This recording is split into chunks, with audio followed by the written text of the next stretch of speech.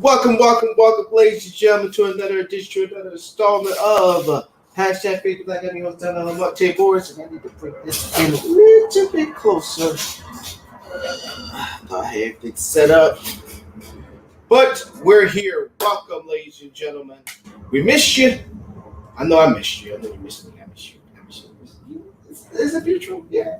Because Monday, a lot of y'all was enjoying y'all Labor Day weekend, your extended day that you didn't have to worry about going to work, but then Tuesday you realize I'm here back at work. But we're here, and I am so excited. Hopefully Beast will join us. Hopefully he links in. So a lot of things to talk about. First, I want to have this opening statement for Teach, because she's currently in Africa right now, and she's enjoying her best life. And with that, let's go ahead and open up with the opening statements with our sponsor, Red Trap Boy Popcorn. 12 different flavors. They do deliver, as their advertisement will be strolling at the bottom. I'd like to thank them for sponsoring this show. If I can find the capture. See, this is what happens when you do the show. We do work everything behind the scenes. Oh, here we go. The only black popcorn business here in all of Washington. And with that, let's get to our opening statements.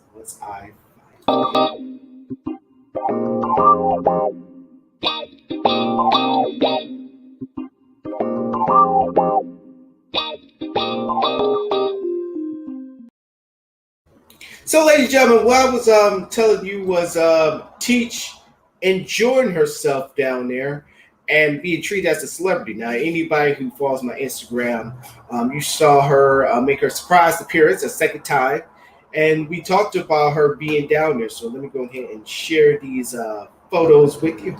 Just a minute. I'm going to share my screen.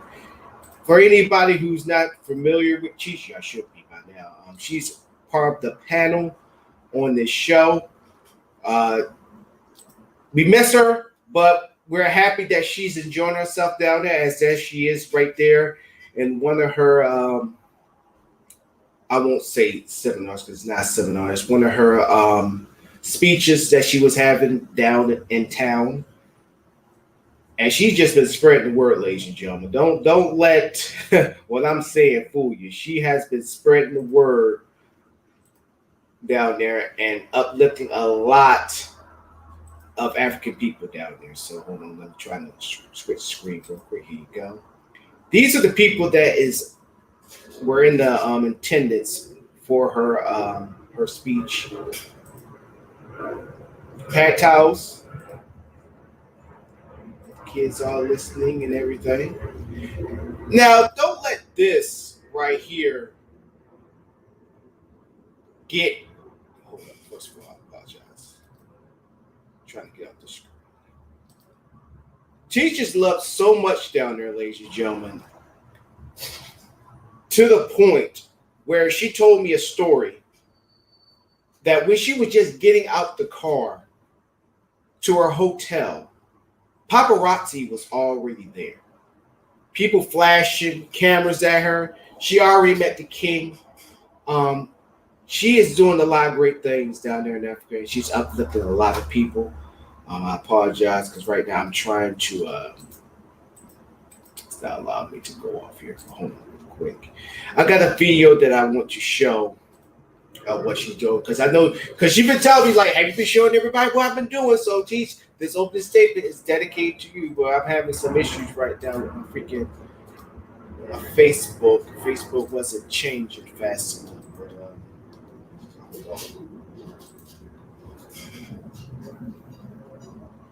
But it's so great, not only just for Teach, but also seeing everybody else that's been on this show doing great things. You had,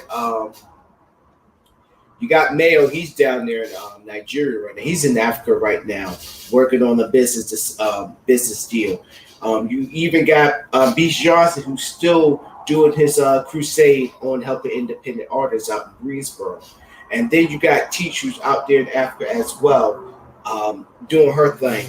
And then we had Sipa Way, who was competing for the Olympics representing Guinea-Bissau. So I'm just happy to see that panelist that's on the show that's doing and accomplishing great things outside of the show. So they're doing big things, and I'm proud of them. I'm just trying to get this one video. Hold on, wait. I'm slow thinking right now. I already had it flipped up. All right, here we go. So I want y'all to look at this video and see how much Teach is being loved down here. And Teach, you cannot say we didn't show anything. And here we go. Let me see if it's on the screen. Yes, it is. Let me check myself out. Ladies and gentlemen, this is what Teach is doing down there. And also forgive the language barriers, it's French. And yes, Africans do have a French language down there with all 33 and more languages down in Africa.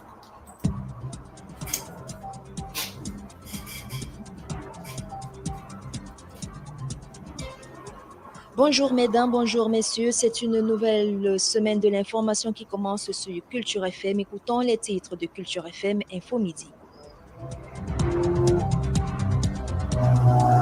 Rétro-causerie historique et initiatique du samedi 4 septembre 2021, sensationnel exposé du professeur Anita Diop. Rentrée scolaire 2021-2022, les élèves sur la ligne de départ. Thématique mensuelle, ces mots qui entravent la jeunesse. Enfin, chronique, le Camerounais nouveau est hostile à la paresse. C'est tout pour les titres.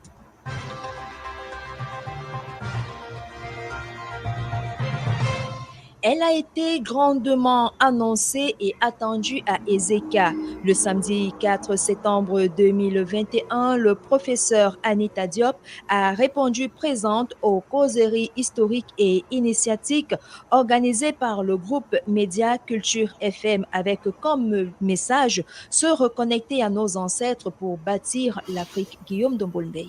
Époustouflante, impressionnante, dynamique, rayonnante de joie, pleine de vie et maternelle sont quelques adjectifs qui pourraient décrire l'intervenante des causeries historiques et initiatiques du samedi 4 septembre 2021. Pour cette 9e causerie et la dernière de cette première série, la salle des généalogies du musée des peuples Bassab à Timpo avait fait son plein d'œuf. Le professeur Anita Diop est venu nous entretenir sur une thématique forte, d'actualité, surtout réelle et nôtre. Repairing the bridge to heal our African collective spirit and soul. Tout un programme. Et on pourrait, en bon Camerounais, en bon Africain, penser que cela est au-dessus de nos forces. Que non, nous dit le professeur Anita Diop. C'est juste une question d'état d'esprit. Réparer le pont de nos cultures cassées par la colonisation.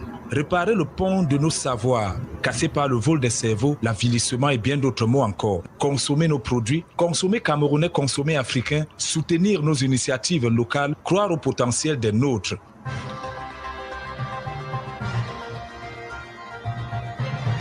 Ce lundi 6 septembre 2021 est jour effectif de la rentrée scolaire 2021-2022 sur toute l'étendue du territoire camerounais. Je vous propose de suivre ce reportage de Fabrice et Lilibon qui parle de cette reprise de classe dans la ville d'Ezeka. La rentrée scolaire 2021-2022 a bien été effective ce matin dans la ville d'Ezeka. À l'école maternelle d'application d'aviation, les tout-petits ont renoué avec leur maîtresse. Au primaire, notamment à l'école inclusive d'application groupe 2 d'aviation, le premier jour de la rentrée a démarré au cours moyen 2 par une leçon de littérature dans un climat bon enfant. Dans les lycées et collèges, ce premier jour de classe a été beaucoup plus consacré à la prise de contact, à la mise à disposition des apprenants, des emplois de temps et programmes qui seront appliqués et déroulés tout au long de l'année scolaire.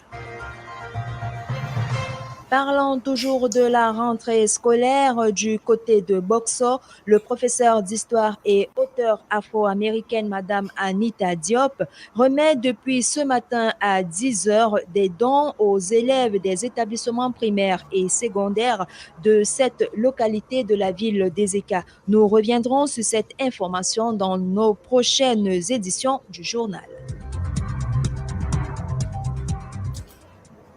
Teach. Take a bow. You deserve everything that is coming for you. And what you're doing in that part of Africa is really uplifting everybody. I cannot wait till we work out. Well, I actually just tuned into the Alavante show on my Instagram where she pops in and she keeps giving an update. But Teach, we cannot wait for you to come back on the show. Keep doing what you're doing. You uplifting a lot of people over there, as well as uplifting people over here that knows what you're doing. But now they got no excuse. They know exactly what you're doing. And just in the nick of time, he is in. And that I yield the floor. Oh, since I hopped in right on time for opening statements, huh?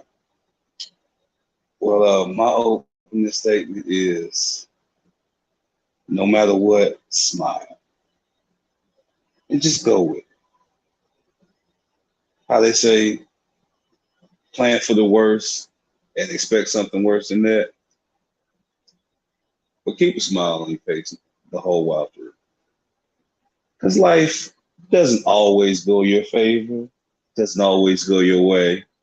But when it does, it's a good feeling.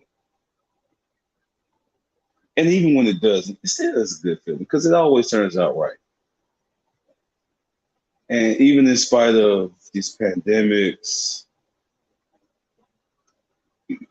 already established medical issues that we all go through and we all share with family members, still be able to find that smile, still be able to find that joy. You know, something as simple as them being, well, not opening their eyes, but responding is a blessing in itself because they're responding. They might not be responding how you would want them to at that moment, but the fact that you can tell that they acknowledge your presence is a blessing unto itself. So be able to find that joy and that love and that laughter in the midst of your darkness and your despair. It will help you get through that darkness and despair and also help you uplift others when they're going through this. And with that, I yield the floor. Well, thank you so much for that piece. I don't know I got you on a small screen. Let me fix that. Ladies and gentlemen, Mr. Nick of Time. Man, I gotta come on, man. Yeah, I know. So, did you enjoy your Labor Day weekend? I did. How about yourself? I did. I didn't even recognize it because I was quick story. I was at my girlfriend's house, and I was sitting there sleeping in the bed, and she said that she was going hiking with her friends, and I was like, I'm like, hiking? What do you mean hiking? You gotta take your mom to work, right? And she was like, no, I'm off. Mm-hmm. You're off. I'm like, off. And I was like, yeah. And I was like, Labor Day. I'm like, dang it. And I brought myself over here. That's usually. Yeah, I'm telling you, I so totally freaking forgot. And then I just came over here at the house for the rest of the day. Speaking of that, I got some chores to handle. But we ain't gonna speak on that right there. Yeah, nah. He ain't gonna speak on them chores. So let's get into it, man. So much happened over the weekend, even before the weekend. I want to get your view on abortion. I think that's something that us Black people need to talk. I know, ladies and gentlemen, well, we are back Wednesday. What is your take on abortion? Overall, as far as what's going on in Texas, I find it whimsical that a woman's rights is being saved by a quote unquote satanic devil worshiper. I find that shit just whimsical as hell. Overall, abortion is her choice at the end of the day. It's a necessary evil. Let's just be honest here, people. There are certain situations, certain circumstances into which a child can be brought into this world that are not beneficial in any light, any way down the path for anyone involved. Talking about that big R word, or that ugly I word, or that ungodly M word. But under those things, I dare you to look a woman with a straight face and tell her that it would be wrong for her to exercise that option, having gone through one of those type of situations. So because those type of situations are not only reality, but somewhat prevalent in this world,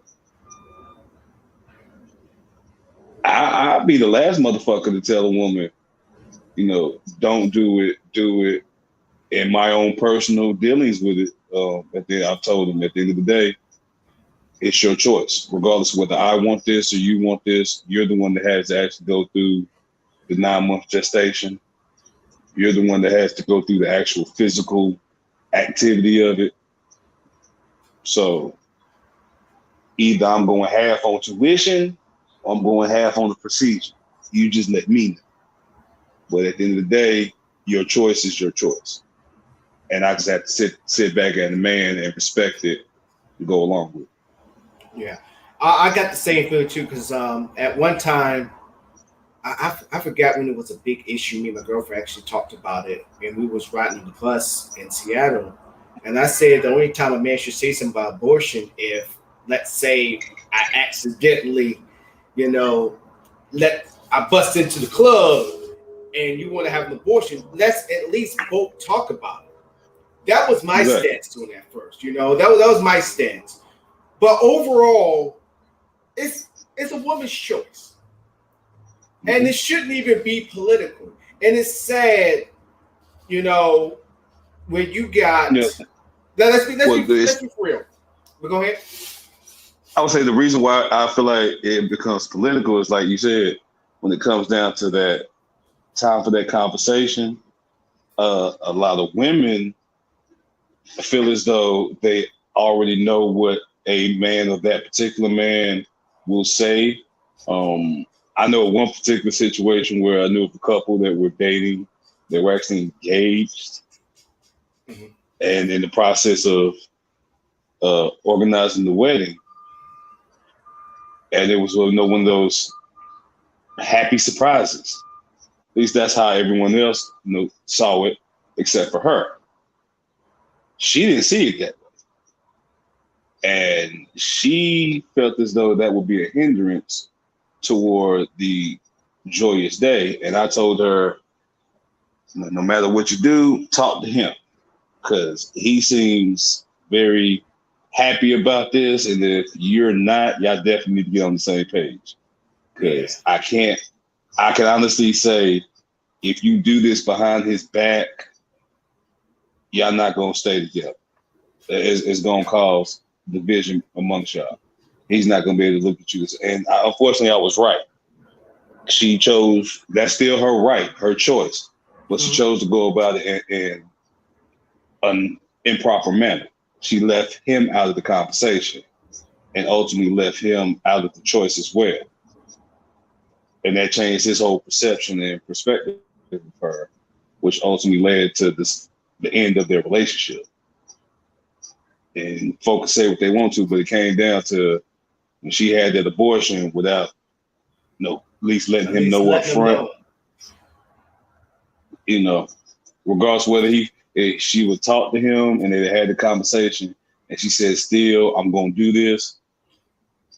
Okay, he'd accept it, and they still couldn't move forward. But to go behind his back and knowing that he wanted it to, yeah. Yeah, and like I say, this is the conversation that should happen, right. And should occur beforehand, especially in the event, but it needs to happen first with those directly involved. Right. And so for me, the biggest reason why this became political and why what happened in Texas happened is, sorry, gonna call you out, mainly white women. I don't understand why. Yeah, I call y'all out. Y'all been fucking the game up historically. Look here. I probably will butcher this saying, but I'm gonna paraphrase it the best way I can. They said that a woman will mess up everything. A man would cause chaos, and reason why that chaos happens is because of a woman. And so, white women, majority of y'all, I know it's a handful of y'all that y'all be like, man, they ain't me. I get it. But mainly all y'all white women, I don't know why y'all want to cling on to these old Christian white men. I don't care if they were, well, majority of them who vote for this are majority Republican, but I also blame on the white Democrats for allowing this shit to happen. For y'all to sit there and allow this shit to happen, y'all just sitting there. And it's funny, when Trump was president, white women literally carried the vote for him to win. People don't understand that. And they got the nerve to march. He said, grab my pussy. Right. And the funny thing is, majority of y'all was in that Million Women's March, that women's rights march. And some of the organizers or people that was, that knew about the movement was kicking y'all out after. They was kicking y'all out. And if you look it up, you see one sister, she had a sign that says, majority of the white women voted for Trump while she's sucking her sucker. I was like, facts. And then when they caught on to these women coming to these rallies, truth shall set you free. And realized that they would come to these rallies, they got kicked off. They were saying, no, heck no, you vote for Trump. Get. And then they got mad, like, I'm a woman too. But you voted against your own interests. And then you have people like Meghan McCain. Oh, Meghan McCain, how does it feel to be unemployed? But Fox News probably going to hire you, or OAN probably going to hire your ass. But you have women like her that's sitting there saying, oh, well, it's me. It's my freedom. I don't want nobody to infringe on my freedoms. Limited government. But look what you got happening. You got a law. Now, tell me if I'm wrong. Basic civics. When laws are made, is it by the government, right? Yes. It's about the government. Oh, okay. Yes. I mean, if I was my own, country, what's that S word? Seniority. Sovereign nation. Sovereign. That's what I'm looking for. It's kind of funny. I watched a reality show where a girl was coming at this dude. He's like, look, I'm sovereign. What makes you think it's like have your cake and eat too. It's limited government for you, but not for me. But it is for you. You're a woman. If one of these politicians or somebody rape you, unfortunately, when you hear the R word, they look like us, me and Beast. Unfortunately, yeah, it looked like us. But when the R word happens to you, where's your stance going to be? White women. I'm talking to y'all. Now, a lot of times I'm on this show, I be going at my people hard, but I'm going at the ones that really irk my nerves, that really need to get this work. But now the work goes to you, white women. When you realize that when you look out for yourself and only look out for y'all and just say, oh, that only happened to black women. Because they love to break up. Well, look at how many abortions happen in the black community. Look at where Planned Parenthood is at, which is true. I will say that. Being over here and seeing my very first Planned Parenthood facility. Yes, it is near I won't say ghettos, but near the Urban. urban. I hate that word urban, but yeah, I'm going to use this instead. Urban areas. That is true.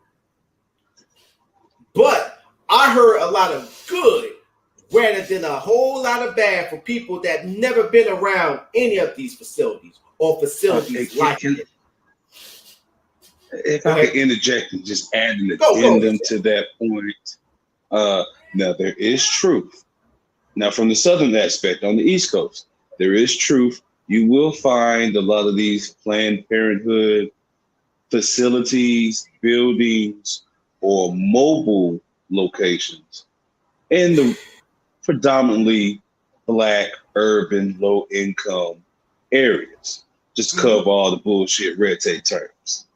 But here's something y'all don't know. There's a method to the madness. The reason why they put them in the urban Black areas is so they easily blend in with the infrastructure and the surroundings, and random white people on their side don't notice the random white people walking in and out the buildings. Because I can honestly sit here and ascertain and tell you that I've noticed on multiple occasions the mobile locations being posted up next to gas stations and restaurants on the hood side of town. All the Black folk walking by, but all the white folk walking up to it or walking from it. Every single fucking time. So why is it abortions are heavy in the urban? Well, yes, because that's where they put them. But who's actually getting all the abortions? Your little white Amber, Becky, Bracian, Candace, Chelsea, Ashley with the 15 fucking different ways you spell it. Megan with the 12 different ways you spell it. It's your little white Karens that's coming up to the hood to get rid of them babies. It ain't Shekinah. It ain't Shaquisha. It ain't none of the Black folk y'all think it is. No. Well, we had one comment. I just put it up there, said hilarious, but he just left. I wanted to know what you mean by hilarious, but he already left. But anyways, so when I hear about Black women and all the abortion rates, first of all, number one, is their choice. And number two, not trying to sound disheartening or be disgraceful when I say this, why should you care? If she feels that she needs to get an abortion, guess what? She gonna go get an abortion. And then another thing, real quick before I let you go, Beast. And then another thing, don't make this about a religious shit neither. Christianity has really turned this country on its freaking head because people don't know if they're the New Testament or the Old Testament. You got Moses did this and Peter did that. I don't care. I am a firm believer of church, separation of church and state. Keep that church crap to yourself. We may lose followers for this. We may probably lose people, not even me, that are highly religious and probably gonna get mad if you say this. But guess what? It needs to be said. Keep your Christian books at home. I don't want you to come up to me. Oh, did you what's the famous one they always say? Did you take Christ as your Lord and Savior? Like, hell no, I'm trying to save myself. He's not here. to all them Christian folk out there, religion has always been flawed. It'll always be fucked up. But Christianity, you fucking hypocrites. Completely. And that's main reason why Texas Christians are the Sadducees and the Pharisees from the Bible. You want to know who the Christians really were in the Bible? It was the people that fucked over Jesus. It was the people that said, let's make money in the church. That was the Pharisees and Sadducees, correct? Am I correct? It wasn't the Romans. Hey, you speak nothing but facts. Not even facts. You speaking truth. But keep on going, my brother. It's in the Bible, correct? It's in the same Bible. It's in the National. It's in the King James. It's in the Children's. It's in the Collegiate. It's in every fucking iteration of the Bible. Pharisees and Sadducees were the ones that conspired against Jesus. Hold on, let me go and sip my yak. Please comment in the bottom if I'm wrong. Because I have an issue just like you when it comes to that. That's why we see the Satanists being the ones, and it's fucked up. You live in a fucked up ass world when the quote unquote devil worshipers are the ones when the people that follow the devil, Hail Lucifer, Beelzebub, Belial, Asmodeus, Aluta, when those motherfuckers are the ones that saying, hey, that's not very godly of you. God said love everybody. And God just, if God didn't want us to have abortions, why would he give us the thought and implement the manner in which to do it successfully? We didn't come up with that. That was ordained from on high. And before any of you fuck Christians end up getting running your mouth talking about some beasts don't know about the Bible, Genesis, Exodus, Leviticus, Numbers, Deuteronomy, Joshua, Judges, Ruth, 1 Samuel, 2 Samuel, 1 Kings, 2 Kings, 1 Chronicle, 2 Chronicle, Ezra, Nehemiah, Esther, Job, Psalm, Proverbs, Ecclesiastes, Psalm of Solomon, Isaiah, Jeremiah, Lamentations, Ezekiel, Daniel, Hosea, Joel, Amos, Obadiah, Zechariah, Haggai. Stop right there. That's just the first 30, right at 30. That's the first 30 books of the Bible. It's 39, 27, old versus new. I haven't done that. I haven't trailed that, rambled that off the top of my head in almost 15 years. And if I could do it instantly, then maybe I know the Bible a little bit better than you do. But then again, in the Bible, he always uses the most fucked up people to show you how good his glory is. So, right, and like I said, that's the main reason why this country is fucked. I mean, this is why this country is fucked as it is. That's why I just, even when people come around, like, let's go ahead and pray. And then they get mad when people say, no, I don't want to do that. Come on, you disrespect my religion. Like, they got mad when they took prayer out of school. Like, at one time when I was young, naive, I was like, why did I remember Miss Hill? I still remember her name. Rest her soul. I don't know if she passed away. I don't know if she's still in the wheelchair. She was a substitute teacher. Yeah. Substitute teacher. Meanest substitute. But she was always cool with me. I've been the best ones. Yeah. She literally,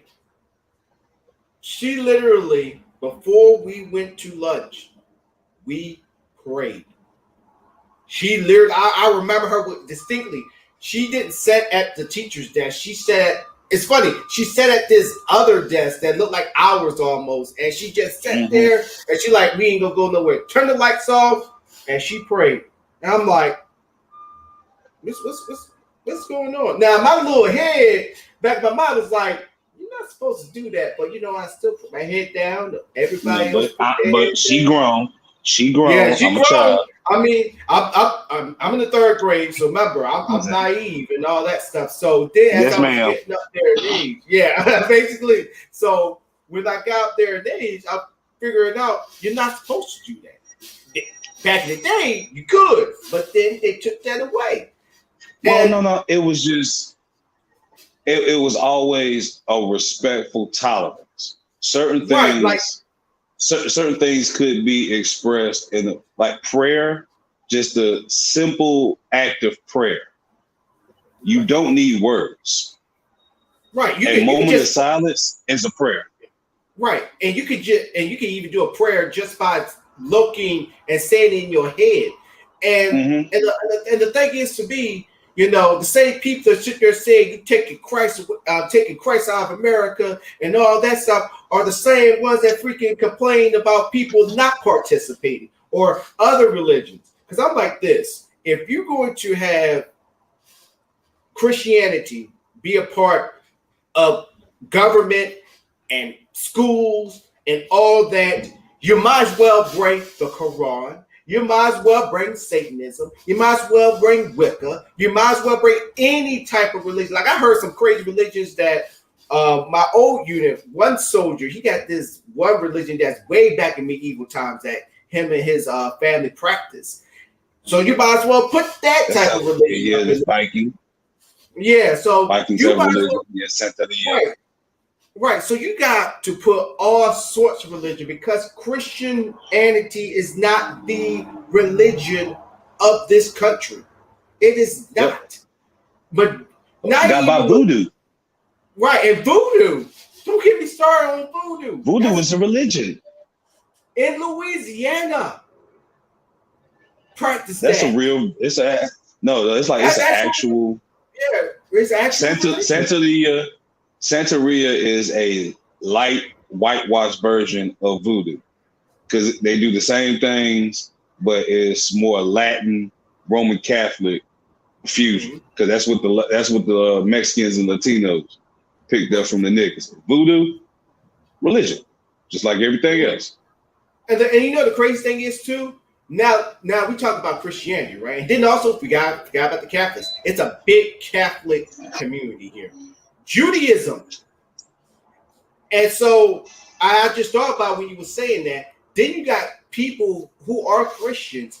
They celebrate it in a different way. They preach it in a different way. Now we're talking denominations. Right. Now we're talking Baptists, which Baptist people don't understand.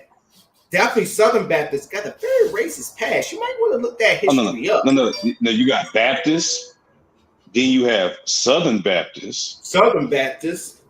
You got Episcopalian, you got Episcopal, Pentecostal, Episcopalian Pentecostal, Catholic, Roman Catholic, Irish Roman Catholic, Irish Catholic, Mexican Catholic, which is an offshoot of Roman Catholicism. Then now we can go down to black churches. You got your Southern Baptist, your Southern Holiness, your AME, your Zion, your AME Zion, Jehovah's Witnesses. Look, and so if you want to go on claims of like, well, we need religion in our lives every day and in our schools and in our workplace, how's that all going to work? And then also you got to think about that one atheist in the back that don't believe none of this shit. The atheist, and what's the other one? The atheists don't believe in the God. Nihilists. No, yeah. Atheists don't believe. Atheists like they don't believe in God. But I call them simple-minded scientists because they don't believe in the religious, spiritual sense of a God. They're the ones that want to be scientific or almost like celestial, astronomical with it. Like there's a great celestial being or energy that created everything. They don't want to flat out say God. Yeah, they don't want to say God. Science, yeah. But they say it's something I could point to a picture or go to a book and prove. That's atheists. Nihilists, they don't believe in shit. Right, and I forgot. But that's another name for it too. But yeah, so what are you gonna do with them? And later, I know I'm kind of getting off the tracks, but this is why Texas is where it's at right now, what they're doing right now, because they're trying not only just Texas and the southern states. And I guarantee you, Beast probably know what I'm talking about because I have not been in Virginia in a while. And Virginia, the last time I actually lived in Virginia, they've been trying to do this for a hot minute. They are trying to muscle in Christianity, but then they're going to fuck up and realize there's different types of ways people celebrate Christianity. You got people that believe Jesus wasn't white, believe that Jesus was black. And then you got Judaism that just don't believe in Jesus. I mean, you got snake charmers. And then you got no. You got the snake. Now you got the snake charmers. That's the weird rabbit hole offshoot of deep Southern Baptists that believe that I don't know. It has something to do with Adam and Eve and the snake tempting Eve and getting them kicked out, but it's some kind of weird bastardization. They incorporate the snake, and the snake is supposed to represent the devil. So you being bit by the snake and overcoming the venom is you overcoming the temptations of the devil.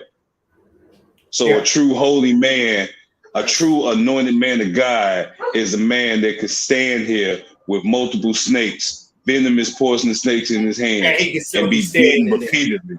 And he can still stand there giving glory to God, because God will not allow the temptation that is the devil's venom to enter into his blood. That's Snake Charmer Baptist. That's the crazy. And I just made this shit make sense. Well, to somebody who's listening, that probably is used to something like that, probably made sense to them. No, but I'm talking about to the folk that's been doing it 4 generations deep, and they don't even really understand why the hell they do it. I just made sense to them, like, damn, that's why Pop was doing it. That makes sense now. But then also, just the same as people that still give to these mega churches, it makes sense to them because they think their nice Lamborghini gonna be coming soon. While you got people like Joel Osteen and T.D. Jakes still in their nice luxury $20 million houses and homes and ranches and stuff. So, no, God, where God can bless everyone. And if you give unto me, God will allow me to trickle down my blessings like Reaganomics upon the nation. And like Reaganomics, when your trials and tribulations are upon you, I will not be there to facilitate any kind of fucking help. Talking about them type of mega churches. Yeah, I know about that. And then going back to all y'all white women. You see how much can of worms that open? Y'all realize that? And bad enough, y'all still going out coughing on people, not respecting people's 6 feet distance. Y'all are the ones that are really just, what's they say, what's good for the geese is good for the gander. Y'all fucking it up. Like, seriously, you are. You're not realizing right now, those same white men, and then I have to put some on our people, you know, you got those black Republicans down there too, and you got those black female Republicans down there too, Asian minorities, they're down there, they're hugging you now. They said thank you for your vote. And wait till you have that issue happen to you.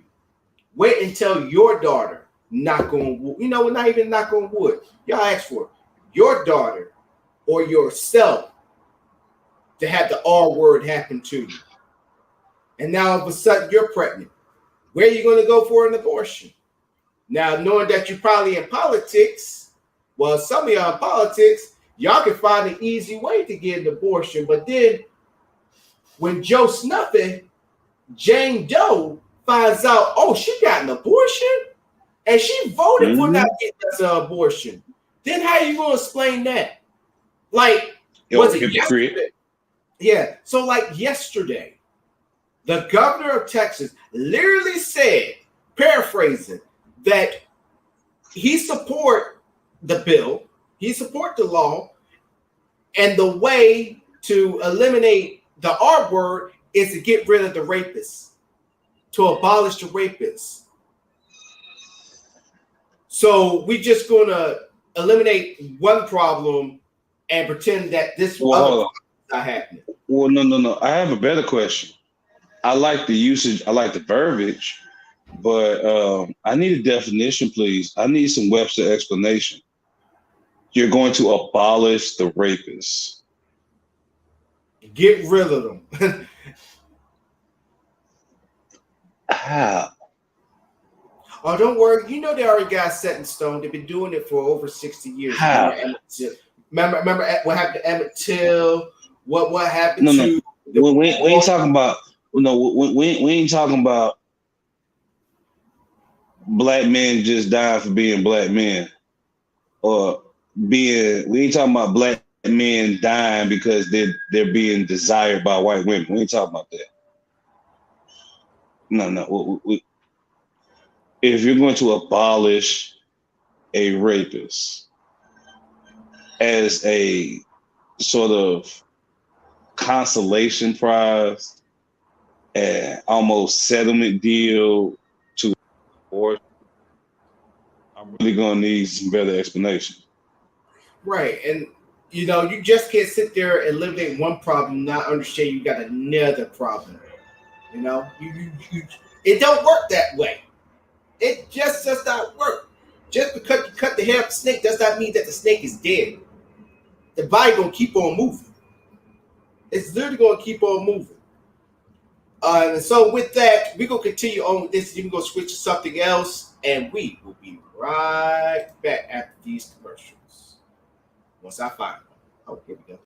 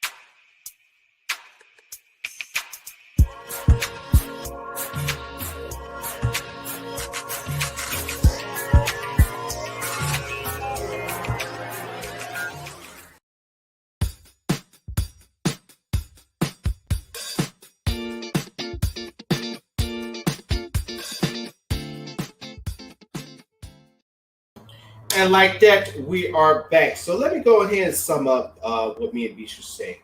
So I'm gonna bring it all the way back to y'all. You realize what can of worms that y'all just opened down here in Texas? Not only just Texas, but the whole United States of America. Y'all do not take responsibility for the fuck ups that you have created in this country. And then you always trying to find an ally when you're down and out. Black women every day is catching hell. But you only go with them when it's only helping your personality. Helping not helping your personality, but helping your publicity to show that you're an ally, but that's all you are. You got Asian women that was still dealing with Asian hate crime. That it's kind of funny that nobody's barely even talking about now that's still happening today. You don't reach out and help them out at all. Only when you feel like you're hurt or when the system is against you or oppressing you, that's when the world sucks.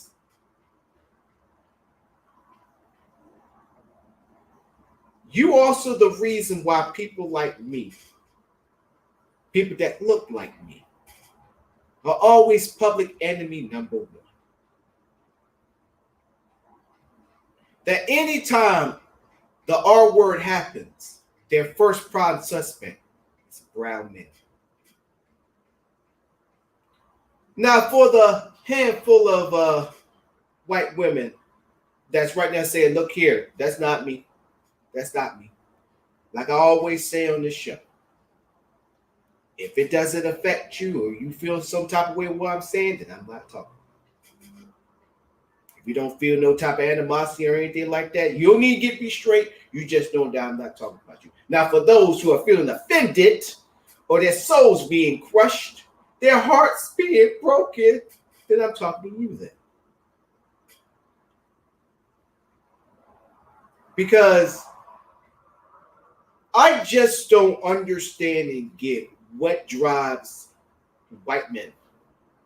Let's be clear, white men, to make these type of laws.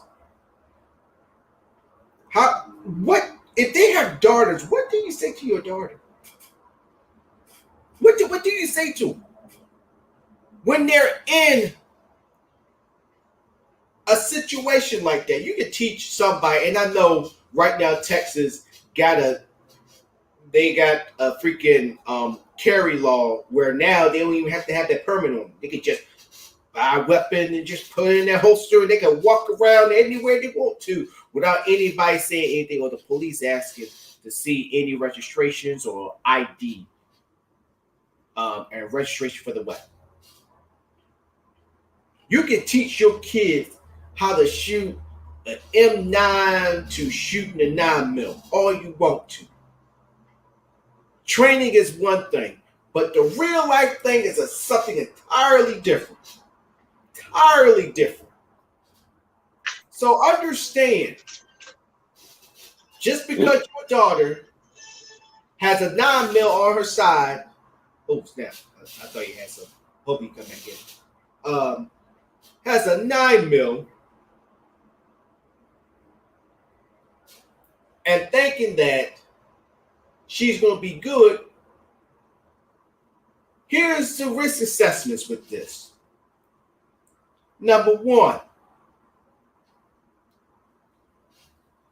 is the weapon loaded? Number two, misfire. Number three, how strong is the predator? And four, is her heart going to be in it? And what I mean her heart's going to be in it, that when the first touch happens, like when the first step of the predator happens, what is her next move? Because people are rusty with all the things that they learn. Yes, I believe in muscle memory, but I also believe when you don't use it, you lose it. That 9 is going to be more of a freaking token than a weapon to defend herself. So, y'all just don't understand the can of worms that y'all open. And how can you look your daughters in the face? How can you look your wife in the face, knock on wood, knowing that, and I'm not only just talking about politicians, I'm talking about people even in high places, people that go out every day. How can you look your wife in the face, look your daughter in the face, and tell them, if you have a kid, you're going to have it, and you're going to take care of it? How can you tell your wife that? How can you tell your side piece that if we're going to keep 100? Now, I have a better question.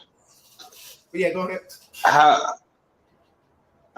This is a question. This falls in the gray area.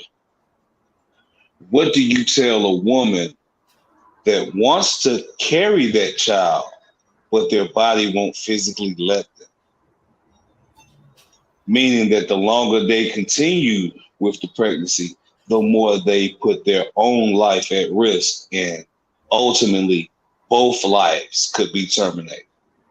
What do you tell a woman that has to do the process known as an abortion in order to save her life? Not her social standing, not her psychological or emotional feelings, her actual life. We do forget that there are some women whose bodies have pre-existing conditions that make it extremely difficult and extremely life-threatening to carry a child. Mm-hmm. And they may be forced to get this procedure. You can call it whatever the fuck you want to call it, But at the end of the day, it's an abortion. So is it still an abortion for the 16-year-old that gets knocked up, for the college girl that gets date raped, for the young lady that's been molested? Or is it something different for the young married woman who has cysts in her ovaries, thus making it a life-threatening endeavor? Is it still abortion for her? All these women are faced with a similar issue, continue down this path and face a very terrible life or a very hard life, or consider this option. Do you demonize all of them, or do you just go case by case? Because that's what I'm seeing. I'm seeing people being demonized and being paraded as fucking martyrs to prove your whack ass fucking point.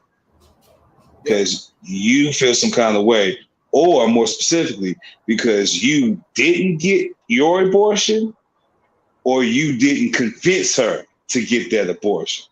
Let's keep it real. A lot of us weren't supposed to be here. A lot of us that standing here, we weren't supposed to be here. I'd be the first to tell everybody, the story was told my whole fucking life. My parents were married 2 years before I was born. Neither myself nor my sister were planned.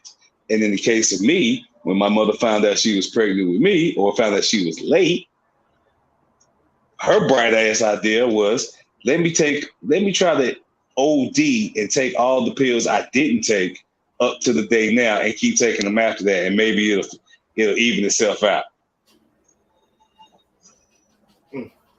Yeah, I wasn't planned, nor was I wanted. And a lot of us, be honest with yourselves, we fit that degree. If abortion was an option, I'm 37, so we'll just say 50 years ago, I could safely assume that 1/3 of the current populace wouldn't be here.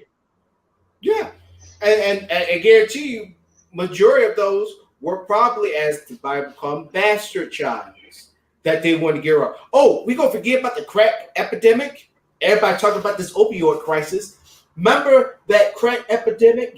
No, we ain't gonna talk about. Let's talk about the truth about the baby boomers. Why were they called baby boomers? Because y'all were like fucking rabbits. All y'all wanted to do was fuck. Y'all were the second coming of, or as I like to say, the second coming of the Puritans' revenge. Mm-hmm. Remember, we were founded by a whole bunch of sexually repressed, emotionally frigid and rigid people as Americans. That's what the Pilgrims were. Puritans. So godly that the church said, fuck you, get out. Yep. And so let's not forget about that time. Yeah, don't forget about that time with the crack epidemic, where you was literally, police officers, the people was literally finding babies, alive, crying babies in the garbage. Strung out, and not to mention, they didn't have enough money for abortion, so they had to have the baby. So for them to get rid of them, because now you got 2 mouths to feed, you had your coke addiction, or you got 3. No, you got 3 mouths to feed. You're trying to feed yourself. You're definitely gonna feed that fucking addiction, and now you gotta feed a baby. Bitch, I'm barely feeding myself. I'm gonna feed this addiction. Yeah, I just need the bare minimum. This baby ain't getting shit. So if anybody ever saw the movie that popped in my mind that I have not seen in a million years, go watch Losing Isaiah. Ooh. That right there will put it in perspective of what we're saying. Where what's her name? God dang it. Her sexy self. He's gonna kick my ass. Halle Berry. It was Halle and Sissy. Was it Sissy Spacek? No. I forgot her name. I'm trying to think. And then what Susan Sarandon? No, I know who you're talking about. I can't remember her name. And she was a good stepmom. And not to mention a cameo, not even a cameo, But guess who else starred in that movie? Samuel L. Jackson. I'm trying to remember who.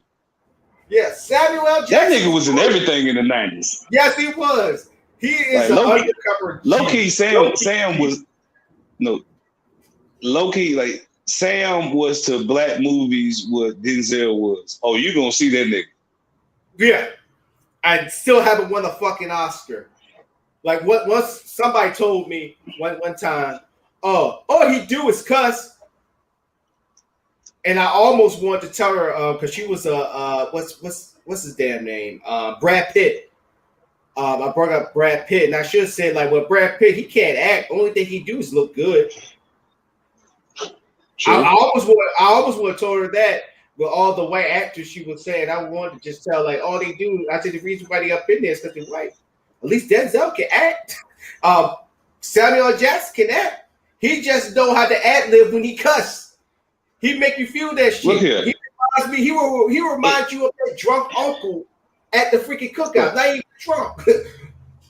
Sam Jackson make any movie worth watching just for the simple fact that he'll put himself in any.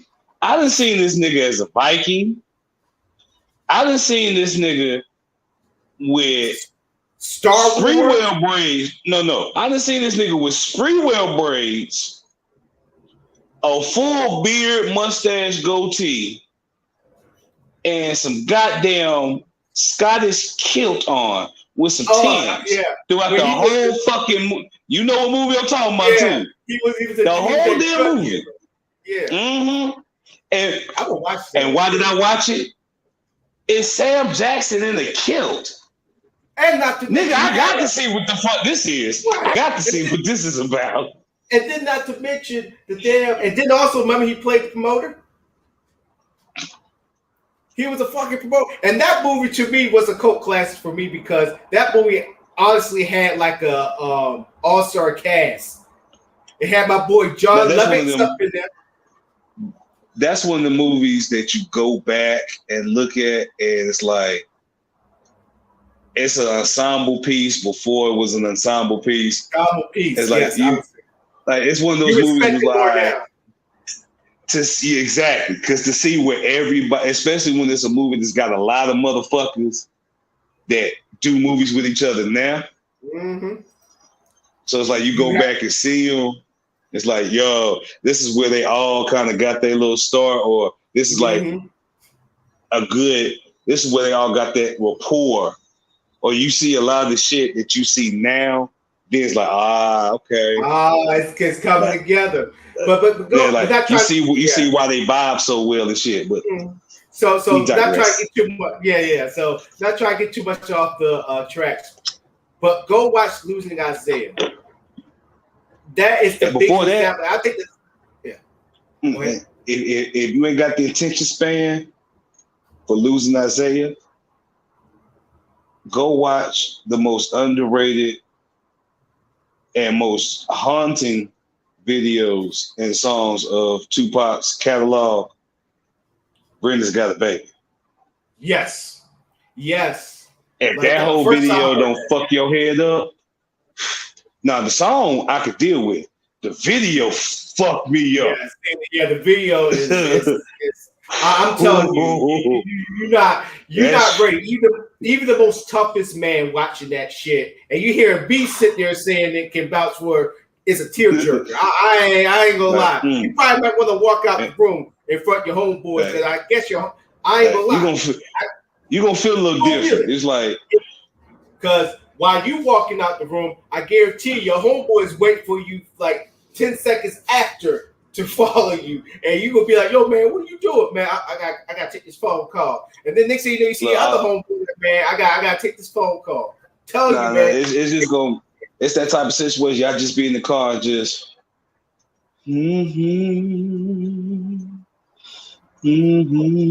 So one person start humming it, and before you know it, Brenda. Everybody car choking back tears. Brenda got a baby. Hey, somebody got that shit on their phone. Hand them the aux cord. Now niggas just bumping. Everybody looking out the window. Not looking at each other at all. Like, man. Everybody got silences. Either everybody got silences or we all just split 2 8 balls of coke, but all you hear in the car is just music. Yeah. I mean, you good? No, I'm good, man. Something got in my eyes. Something got in my eye. Goddamn bug and shit, man. Goddamn. Hey, man, roll your window up, man. Goddamn bug hit me in the eye shit. I'm good. Look, and the crazy thing, he's agreeing with you. Like, yo, I'm gonna put my window up too because it hit my ass in the fucking face too. But then also, if y'all see the first part of Boys in the Hood, where I got Cuba Gooding Jr.'s part, where he literally saved the baby from walking in the road and literally took the baby back to her mom. And rather than mom like, oh my God, look at my baby, she's like, oh, I think she said something like, always leaving the house and like, could you give me some crack? You got some money for crack? I suck your. Yeah. So yeah. Ladies and gentlemen, so not even ladies and gentlemen, white women, this is the can of worms that you open. This is what you open. White women, if I could just give you a smidgen of advice, it would be to follow the lead, because if you've noticed, white men have always had a motherfucking opinion, and they gonna get that opinion out. But that opinion is quite silent at this moment, almost whispered. They're being very mindful of what portion of their opinion they give out and how that opinion is projected. So they being really quiet on a lot of shit. And the smart ones is owning up to it, like, I'm not in any way the person to be talking about that, so I'm just gonna fall back. Follow that lead. Not everything requires your white knowledge. It correlates with white privilege. Because you feel as though you're white and you're in a perceivably better place, that the knowledge you attain or you have within you, you feel is absolute. No. Sit your simple ass the fuck down. Because folk losing patience. Y'all gonna start getting slapped up. Yeah, most definitely. Oh, so quick story before we go to our next subject. I just got a message. All right, so sports talk. Y'all know I'm a big Cowboys fan, and I joined a lot of Dallas Cowboy groups. Beast, do you join any Steelers? No, I should be saying it more than you. But for your Steelers, do you follow any Steelers groups like Steelers Anonymous? Nah, like I try to stay out of those groups just because, hey, they ain't worth nothing. And I can respect other folk teams. I'm that type of fan. Right. I'll talk my shit. Like Steelers versus Cowboy. Y'all need some cokeheads and some cokeheads and 3 more cokeheads. And no. If you just got some good cokeheads, all the other shit comes with it. If you get 3 cokehead receivers, you're gonna get 1 baby mama and 2 domestic violences. You get 4 cokeheads on the defense across the line. You're definitely getting 3 of them. 2 drunk, 1 domestic, 1 dealing. And as far as special teams, have at it, have the fuck you want to. But as long as you at least have half a dozen cokeheads, verified cokeheads on the Cowboys, y'all can get back to playoffs. Y'all can get a conference. Y'all can definitely get a conference ring. But I can't say shit because I bet our best quarterback is a fucking rapist. And all our best defenses, like all the colored defense, know better than to be around his ass. So they get a ring and get the fuck on. And so, Carolina can't do shit. So I'm in no position to talk. So I recently, so I was part of this cowboy group called the I think it's just Guys Cowboy Group. You know, I've been with them since I think 2017, 18, around that time. So when I was doing I think I was doing the Alamonte show. Was the Alamonte show or the Unrehearsed podcast? One of the two. And I get a message from one of the group members, the admin. He blocks my profile for 29 days because I posted a video like this in the group. And I'm like, damn, dude, like, because he thought it was an advertisement. I'm like, dude, it wasn't no advertisement. Like, what are you talking about? And then he just messaged me when he was talking. You saw me look over here. I got my tablet over here. And he was like, I swore that it had advertisement in your comments. Okay, it had in the comments. I can't control it. I'm sorry. He's talking about the Hulu. Your sponsor, by the way, Hulu is the sponsor of Beach Johnson's So he blocked my profile because he thought my video was advertising for that link for Hulu, which it was not. I was sponsoring the chat room. I was putting out the show because I was talking Cowboys football and I want them to come in to chime in. There was no advertisement. Only advertisement that was going on was in my comments, which did not have anything to do with his group.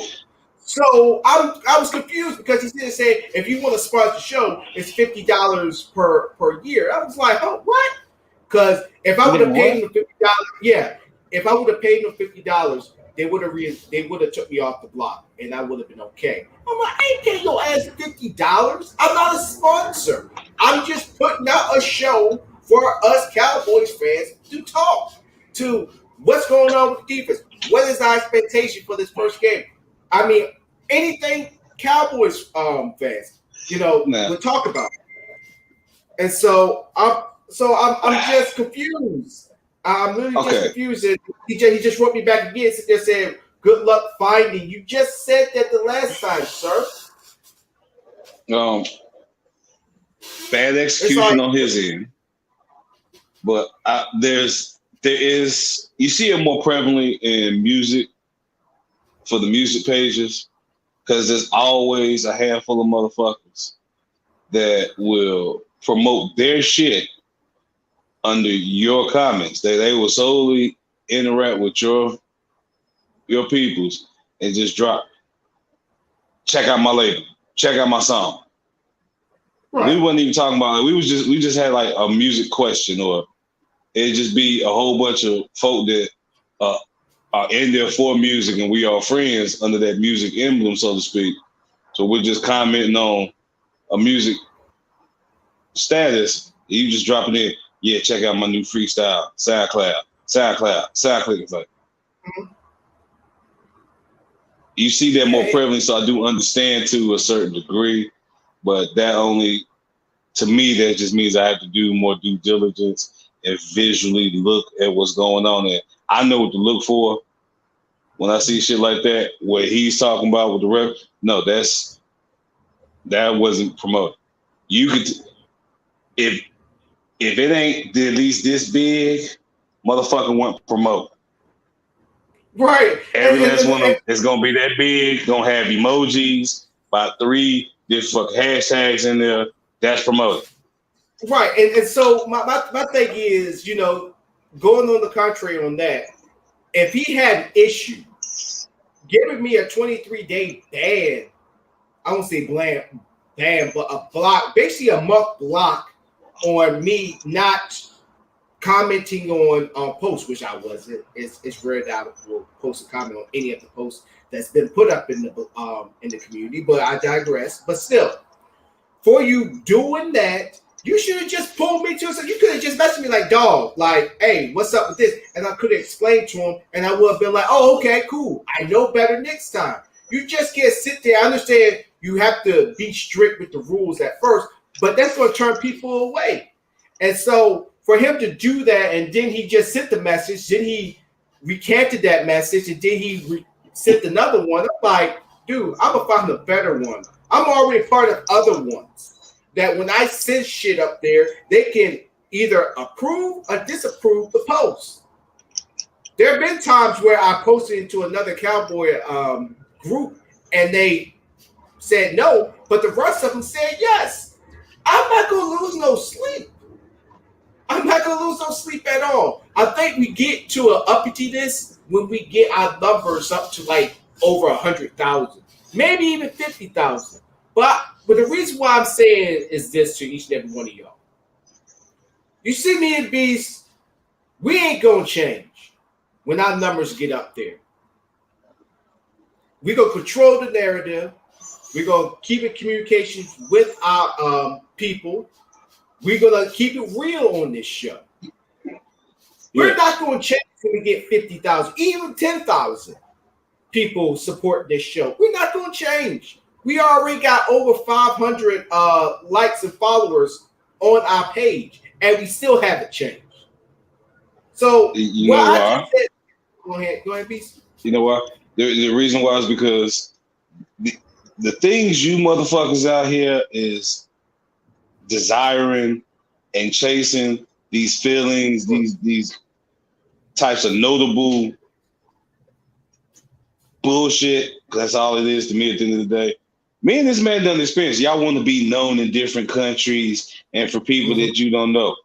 We already got that. Yeah. I know of 6 different countries right now that know my name and actually know my fucking lyrics. And only one of those countries actually speaks fucking English.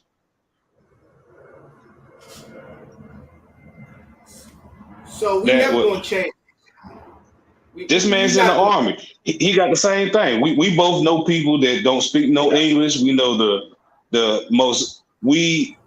Our presence is known in the most highest of circles and in the most darkest of backdoor alleys.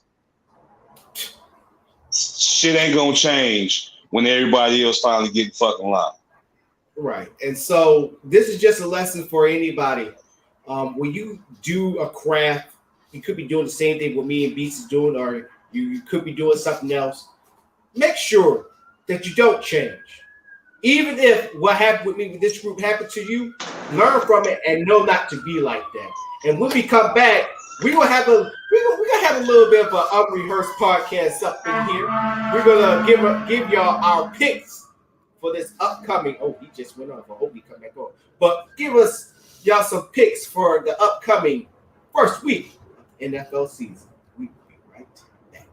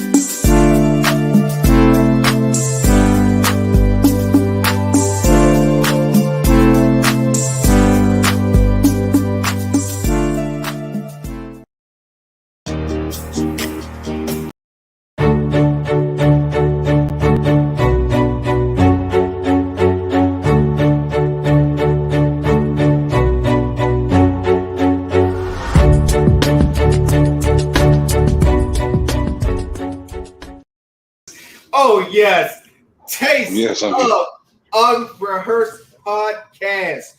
So, ladies and gentlemen, so I'll debate tomorrow if I want to do a commentary on the game. I will let y'all know because if I do it, I want Beast to join me in the commentary for the Bucks and Cowboys game. Would you mind? I would not. I would not mind that. All right, cool. So Unrehearsed Podcast, ladies and gentlemen, official. We were supposed to do a show Saturday, but that was on me. But we're gonna have a show tomorrow. Commentary on the Cowboys game. Come watch with us. We welcome the Bucks fans to us. Well, we welcome all NFL fans to finally have fans in the stands. It's great to see that. But please be careful. Look, I just hope they have at least one camera on Jerry Jones, because that game gonna be at Dallas, right? No, it's going to be in Tampa Bay. Oh, don't worry, they're gonna have a camera on Jerry. No. Trust me. No, because I just want to see the first real game that they can come back in the stands. Jerry is going to be the most happiest of all the fucking everybody. Period. That will be the happiest man in the world. We might have a Grinch moment when you literally see this man's heart grow 3 times the size, and just start hearing the Who sing off of the disc, because all that man loves that fucking stadium. Yeah. If it was between the rapture, going to heaven, and keeping that stadium, well, we all know where everybody gonna hold up at during the apocalypse. I can say that much. Hey, look. Jerry World. That's all they have to say. So we're not gonna go through all of the seasons games. I'm gonna pick the important ones that we know people's gonna watch and really gonna know the outcome. So here's a game for you. So we're not even gonna bring up the Cowboys and Bucks game. Your Steelers versus the Bills. Now, for the Bills, they're coming off a great year. They've been building up there and getting up there for the longest period of time. And last year showed it. But your boys, y'all still made it in, and unfortunately you fell to the Browns. So how you think I'm gonna call it like I call NBA. Because I'm seeing the energy shift over now. Because right before Steph got in and they really started making noise, I said it then, this is the era of the underdogs. This is all those teams and franchises that you grew up hearing in the worst light possible are not going to get their shine. All those franchise and organizations that had a couple of good players here and there, but never really had a good team, are going to start getting good teams. And they're really going to start showing their ass on folk. You saw sprinklers of that about 20 years or so. You saw that when Emmitt Smith, when he went over to Arizona and he got that ring with them, then you really started to see teams like, I want to say, what's your boy? Carl Warner. You said that he got a ring with Arizona? He never got a ring with Arizona. Oh, the Cardinals? No, he never did. We screwed Emmitt Smith. We screwed him. We screwed him bad. I know he got close. No, because Emmitt, he was in the twilight. I feel like I'm wrong. That's why I remember him going over there. Yeah, and we got. It had to be. It was so. It had to be something else then. Yeah, because they was balling out when he went over there. He rejuvenated them to a certain degree. Yeah, he rejuvenated them, but you can see the age was hitting Emmitt. I mean, their old line was garbage, but he still managed to get some good yards, some average yards, but not like Cowboys. But overall, I see that's starting to happen now. I feel like we're going to start seeing that more. Yeah. Well, just in general with the NFL. We're going to start seeing that energy in the NFL now because a lot of the established, the old guards are retiring. So we need, especially in the quarterback, the white quarterback division. Y'all ain't got no Johnny Unitas. Y'all ain't got no Mannings right now. Eli or Peyton. So this is definitely a building year for y'all. Yeah. And those no-name teams, the Browns, the Lions, these type of, you're gonna start hearing their names more and more. And they're gonna be popping up with some fresh talent. So who you got? You're gonna start seeing them get farther. Yo, you sticking with your boys Between them or two? you lean to the Bills? I'm gonna watch it because to me that's gonna be a good defense game. So I feel like the score is gonna be relatively low. But depending on which team got the arm, the Bills might be, if they got a strong arm, I feel like the Bills will give it to them. But if not, it's gonna be a war of attrition between the defenses. Yeah, I see it being a defensive game, but I do have the Bills edging the Steelers 2024. The reason is I think right I'll give now, you that. yeah, I'll give you that. 2024. The reason why is the Bills, or as they would call them, the baby Bills, has been building up. That head coach that they got right now, he got the spirit of the old head coach back in the 90s that took them to 4 straight Super Bowls and lost every single one of them. But I think this time they're not going to miss. Yeah, they're not going to miss on that one. So I guess we both lean into with the Bills. But obviously, that's your boy, so I understand if you lean with your boy because I can see. I'm honest. Like I said, I'm an honest person, and the main reason I like the Steelers is because they've always been a strong defense team. Like the old franchises, we gonna get the biggest, fastest, hardest hitting motherfuckers that we can, and we gonna find the toughest quarterback. He ain't got to have the strongest arm. Just give us a couple guaranteed first downs. But damn it, be able to take a fucking hit. And if you can give a hit and still throw that bitch, even better. Right. And so, and to be fair, if Steelers win, I'm still keeping the same score. It's going to be 24-20. So it's going to be close. It's going to be a close score. Yeah, it's going to be close. And not to mention, they are playing up there with the Bills. I don't know if it's going to be storming up there because, up there in New York State, the weather is kind of unpredictable. But it's going to be windy as hell. So, yeah. All right, so the next game that I want to bring up, let me see, is the Packers and the Saints. Who you got? It's interesting.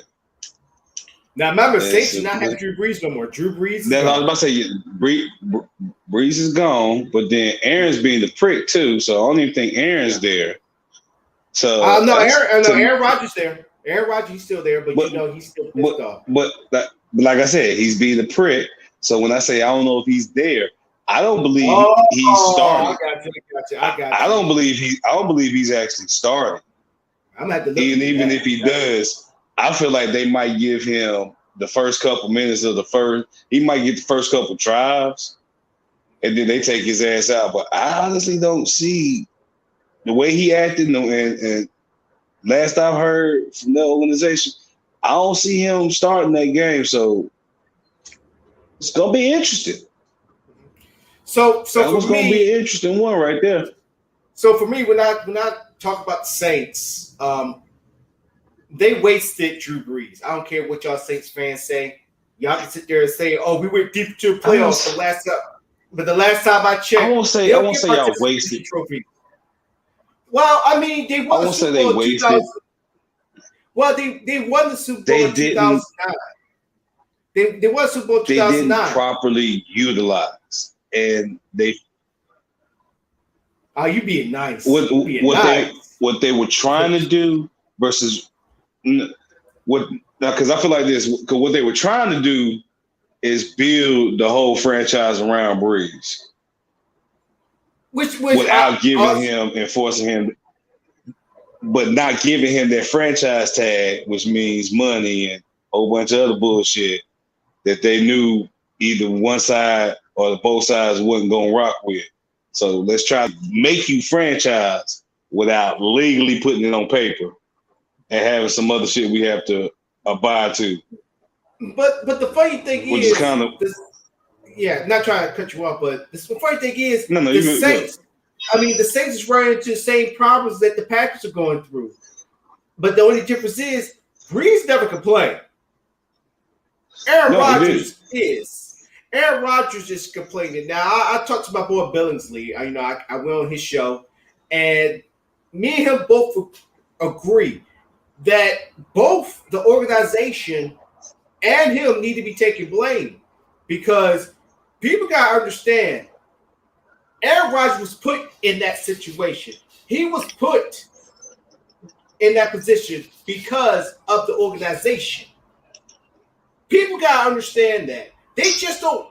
It's just like putting yourself in a supervisory position. You can sit there and say, I'll work my way up here to put myself in this position, which is true. But it takes that organization or that real person that's in power, your supervisors over you, to see that, to vouch for you and put you in that position.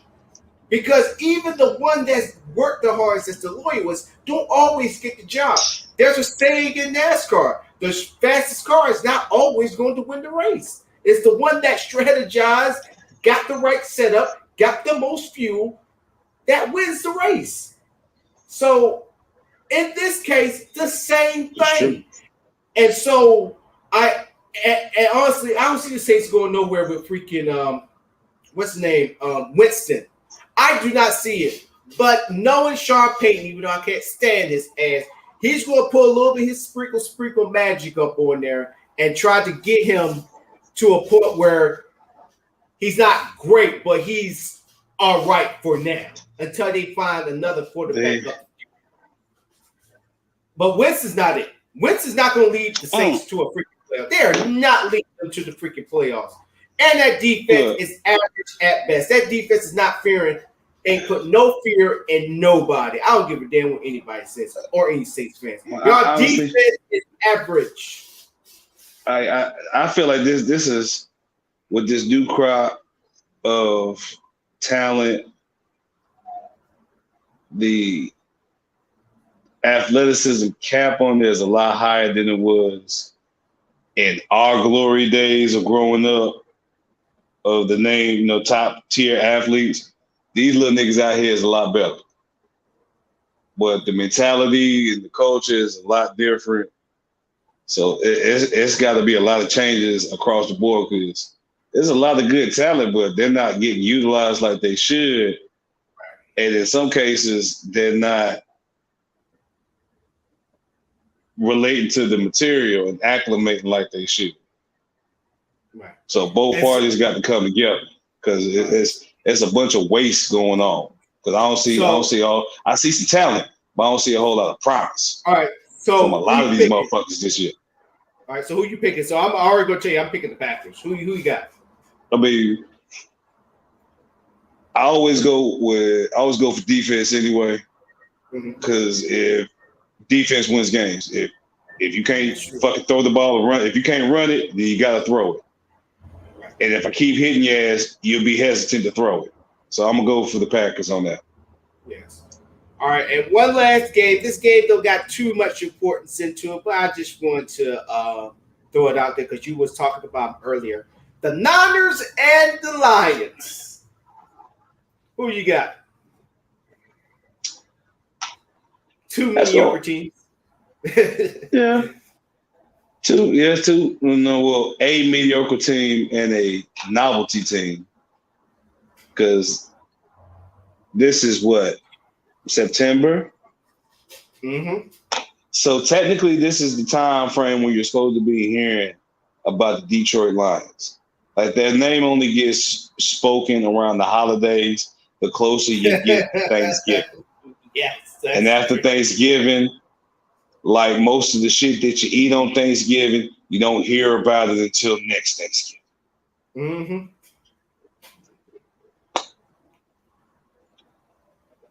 I could give a fuck either way. I want the Detroit Lions to win Just cause. Just for the fuck, I knew you gonna say that. You know what? Look, I want the Detroit Lions to not only win, I want them to randomly just get their ass to like a conference championship, just so I can see Barry Sanders out there.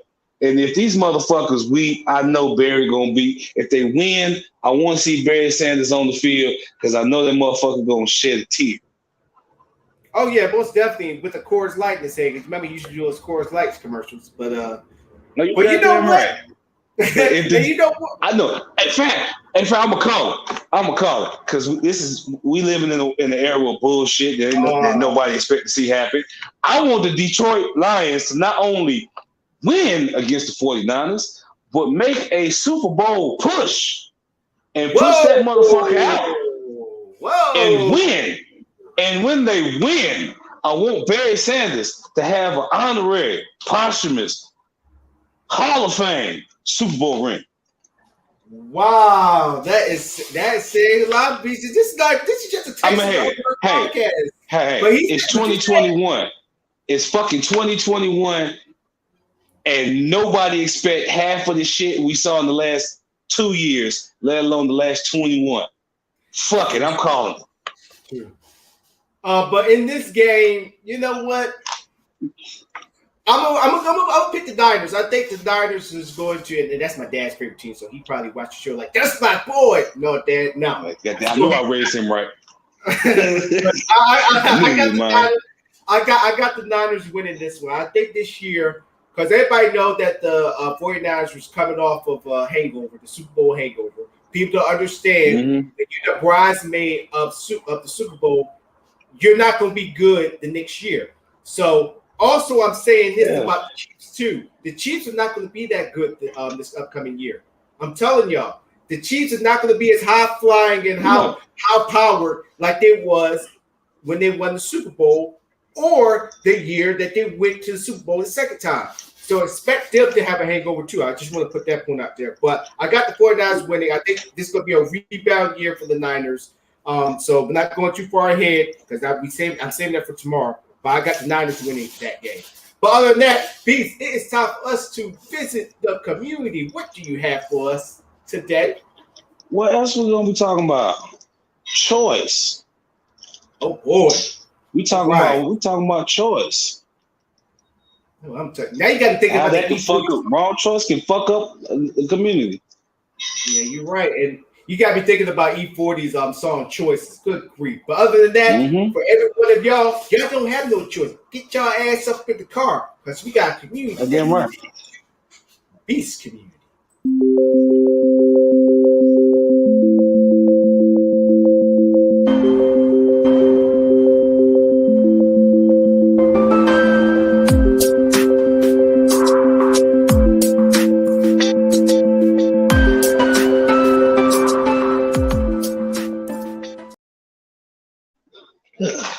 Excuse me. Choices. How do they affect the community? Well, when you make a choice, there's a benefit and a deficit for you. There's also an outward ripple effect that happens. So depending on the choice, it can have an adverse effect to your community. And those goes with choices towards your communities. Let's think about living in neighborhoods. Choices when it comes to such things as taking care of your animals. Letting your dog piss and defecate on your neighbor's lawn. You can choose to do that. And the benefit is it's now on your lawn. But the adverse effect is now you got a bad reputation and bad dealings with your direct neighbor as well as your other neighbors. Now your community isn't so communal because everybody fuck with each other, but now less and less people start to fuck with you because you chose to do something as simple as not pick up your dog shit. Or at least make sure that your dog shit's in the area that only you have to deal with. and your neighbors don't. That's a considerate choice. Excuse me. It could also be something as simple as, cutting your lawn. You ain't got to be on the same schedule as everybody else, but keep up a basic appearance. Basic, presentable appearance. How you look on the inside is how you look on the inside. Only those that get across that threshold need to know that. But the outward appearance should be pleasant. Ain't got to be all hoity-toity or gaudy looking, but you can look past somebody's door or somebody's house. It's swept, cleaned up, ain't no random trash on it. No, unless they have young children, shouldn't be random assortment of items across the lawns. Pleasant. That's a good choice. No matter how we move in life, just being considerate and knowing that our choices have effects that are beyond our control. Someone may perceive that choice in a unsavory or unflattering manner. Somebody may perceive that choice as wrong without knowing the full extent of the reasoning behind that choice. We always must be mindful of this so that when we make our choices wholeheartedly and genuinely knowing all the things that encompass that choice. The direct, the adverse, and the indirect consequences that may occur. And use these things to help you really understand and balance out the choices you make in life. Because some things that you do that may seem directly at that moment beneficial for you may have a long-term adverse effect on you and those around you. Just take a moment to really analyze it. Think about, is this choice worth it? Is it worth me doing this for this immediate benefit? Or is this immediate benefit worth the long-term adverse effect? Just some little food for thought. Do appreciate y'all coming by though, but we'll cut it short tonight. Got some shit to do. So thank you for coming by my community, and feel free to stop on by anytime again. Make sure to drop some more knowledge on them. Bring cigars.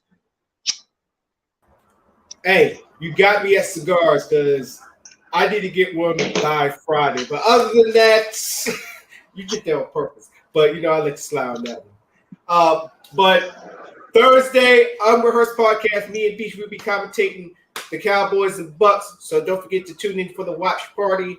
And also thank y'all for tuning in on this show because I got some things to do. I need to take a damn shower and wash the damn clothes. But other than that, as for Beach Johnson, my bruh, and me, your gracious host, Donnell Elamonte Morris, thank y'all for watching the show and tuning in. We will see y'all on Thursday and also on Friday. And not Beast, Teach, we love you. Keep doing your thing. Keep sending us updates. She's living her best life. And Mayo living his best life. You see the way we thinking about you, dog. You have a good one. And even Mr. Bragg, we love you. And also Professor O, we love you. Y'all have a good one. Catch y'all later. Bye. Be easy. Be very easy. And stay safe.